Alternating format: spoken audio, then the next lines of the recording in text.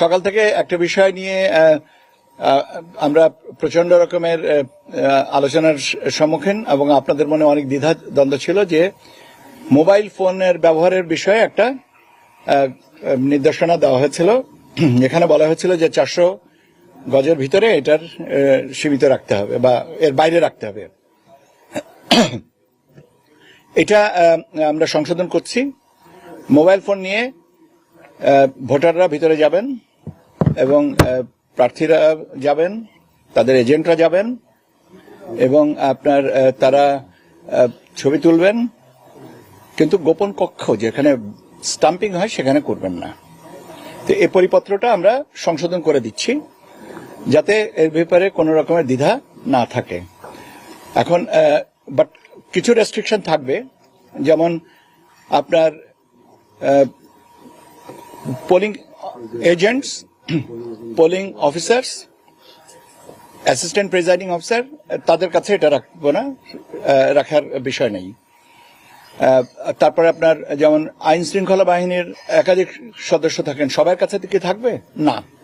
তো কাজে ওই জায়গাটাকে একটু ফিল্টার করে আপনাদের দিচ্ছি। তবে আপনাদের যে স্বাভাবিকভাবে যে প্রশ্নটা ছিল, কৌতূহল ছিল যে ভোটাররা এবং সংবাদকর্মীরা বা অবজারভার্সরা এটা নিয়ে ভিতরে যেতে পারবেন কিনা, সে বিষয়টা আমি নিশ্চিত করছি যে আপনারা নিয়ে যেতে পারবেন, ঠিক আছে, কিন্তু গোপন কক্ষের ছবি তুলতে পারবেন না। আমার মনে হয় যে ব্যাপারে আর আমার ফার্দার কোনো কিছু বলার দরকার নেই।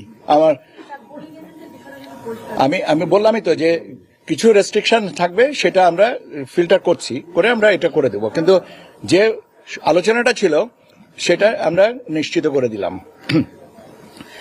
আর এর সাথে আপনার আরেকটা জিনিস আছে যে আপনারা জানেন যে আমাদের আগামীকাল সকাল 7:30 পর থেকে নির্বাচনী প্রচারণা বন্ধ। কাজেই এখন সবাই নির্বাচনী প্রচারণায় তুঙ্গে আছেন। এটা একটা ভালো দিক এবং আমরা আশা করি যে সবাই আমরা নির্বাচনী প্রচারণার পরে নির্বাচনের বাকি দায়িত্বগুলো পালনের জন্য সবাই সচেষ্ট হয়ে যাব। আমি প্রসঙ্গক্রমে আপনাদেরকে এবার বিদেশি যারা সংবাদকর্মী এবং গণমাধ্যম কর্মী এবং অবজারভার্স আছে তাদের সম্পর্কে একটু আপনাদেরকে জানিয়ে দিই।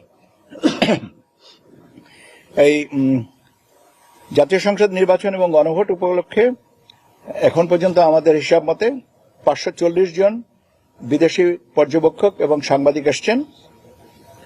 এদের মধ্যে এই 540 জনের মধ্যে নির্বাচন কমিশন আমাদের যাদেরকে আমন্ত্রণ জানিয়েছিলাম, বিভিন্ন দেশের নির্বাচন কমিশন এবং আপনার যে ডেমোক্রেটিক প্রসেসের সাথে ইনস্টিটিউশনস এর সাথে জড়িত, তাদের থেকে প্রায় 60 জন, বিভিন্ন আন্তর্জাতিক সংস্থা, নির্বাচন পর্যবেক্ষক সংস্থা থেকে আসছেন 330 জন এবং 45টি আন্তর্জাতিক গণমাধ্যম প্রতিষ্ঠান থেকে আসছেন প্রায় 150 সাংবাদিক।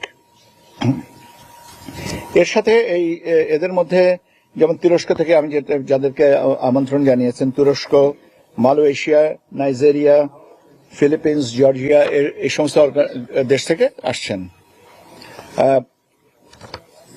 বিভিন্ন গণমাধ্যম থেকে যারা আসছেন তাদের থেকে পাকিস্তান থেকে আসছেন, আল জাজিরা থেকে আসছেন, জাপান থেকে আসবেন, BBC news, AP Associated Press, Reuters, ABC Australia, Deutsche Welle, এর সাথে পাশাপাশি স্পেন, ফ্রান্স, ইতালি, নেদারল্যান্ডস ইত্যাদি ইত্যাদি অনেক অর্গানাইজেশন থেকেও আপনার পর্যবেক্ষকরা আসছেন, সংবাদকর্মীরা আসছেন। প্রায় 330 জন আন্তর্জাতিক পর্যবেক্ষক বাংলাদেশে আছেন বা আসছেন। এদের ভিতরে সবচেয়ে বেশি হচ্ছে ইউরোপিয়ান ইউনিয়ন, তাদের এই পর্যায়ে 223 জন, এটা 250 পর্যন্ত সম্প্রসারিত হওয়ার সম্ভাবনা আছে। কমনওয়েলথ থেকে আসছেন 25 জনা, Asian network for free elections এনফ্রেলের থেকে 28 জনা, ইন্টারন্যাশনাল রিপাবলিকান ইনস্টিটিউট IRI থেকে আসছেন 12 জনা এবং অন্যান্য জায়গা থেকে আসছেন 30 জনা। আগামীকাল মূলত আছেন আপনার হোটেল ইন্টারকন্টিনেন্টালে। তথ্য মন্ত্রণালয় এবং তথ্য সম্প্রচার মন্ত্রণালয় এবং ইলেকশন কমিশনের যৌথ উদ্যোগে আগামীকালকে আপনার ইন্টারকনে আপনার একটা মিডিয়া সেন্টার উদ্বোধন করা হবে। আর মিডিয়া ব্রিফিং আমরা করব এই যারা আসছেন আমাদের সাথে দেখা করার জন্য বা আমাদের ইলেকশন পর্যবেক্ষণের জন্য তাদের ব্যাপারে আমরা আগামী 11 তারিখ ইন্টারকনে আমরা একটা ব্রিফিং এর ব্যবস্থা রেখেছি।